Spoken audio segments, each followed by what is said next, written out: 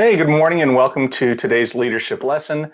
Today we're going to be looking at the ways that we give or assign tasks to other people within our sphere of influence, whether it's work, home, doesn't matter. And a lot of times we have to break it down into two different definitions. The first is delegation and the second is abdication. There is a time and a place for each. Well, let's make sure we understand what these are. So let's look at delegation. This is where we give a task to somebody and they have the responsibility to act on our behalf. They have the power to act, make decisions, and allocate resources on our behalf. Now, abdication is when we take a task and we give it to someone. We don't train them on how to execute it. We don't support them throughout the way, and they're not held accountable for the milestones up until the very end, which is the delivery due date or something like that. Now, if we hop back and look at delegation again, to state it differently, that would be getting work done through other people. We take a task, we assign it to them, and then we train them on how to do it. We guide them throughout the process. We support them from beginning to the end of this project. So when we're doing that, when we're supporting them, answering their questions, it actually enables them to succeed with the task and develop a heightened sense of fulfillment with what they're doing.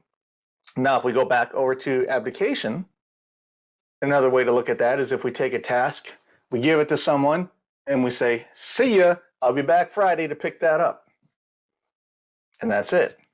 So again, there are different times and places for each of those. You just have to be aware of who you're dealing with and what your environment is.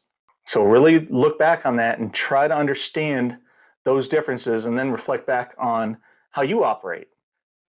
Actually, let's look at that. Have there ever been any tasks, assignments, or projects in your sphere of influence that you would assign to somebody and the result, the rendered project, was not very good? Or maybe even you would say it's terrible. If so, that's a trigger that we can look back at the process. And I know hindsight's 20/20, but maybe you should have delegated the task instead of abdicating it. I don't know. That'll be for you to decide. So let's do some homework. Go through any tasks, assignments, or projects that you've had in the past that you've assigned to other people and they didn't execute it too well. Take a moment to look at how that person or individual was given that project, either by you or someone else, but really look at it and ask yourself, at the beginning of the project, did they have the KSAs for that, the knowledge, skills, and abilities? Did they have the proper requisites, the authority, or did they have the proper goal for that task? Or were they given this thing with a request of, hey, please fix this. I want it done by Friday. Maybe the delegation abdication comparison will give you something to improve on, you or your team. There is a time and a place, like I said earlier, for both. For instance, sometimes when you have a mature working relationship, you can run abdication all day long. That's actually the goal of leadership.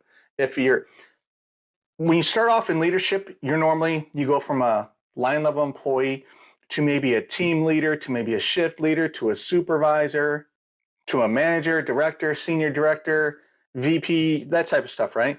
So at the bottom, when you're first beginning your career, maybe you're leading line level staff. Then you start to lead supervisors and managers once you work your way up. Then you start to lead leaders.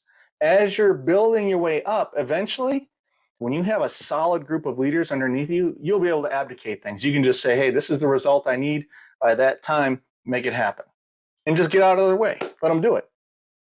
But for most people in leadership and supervision and management, delegation is the best way to go.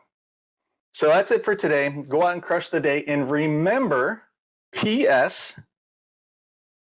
build habits that your future self will thank you for. Take care.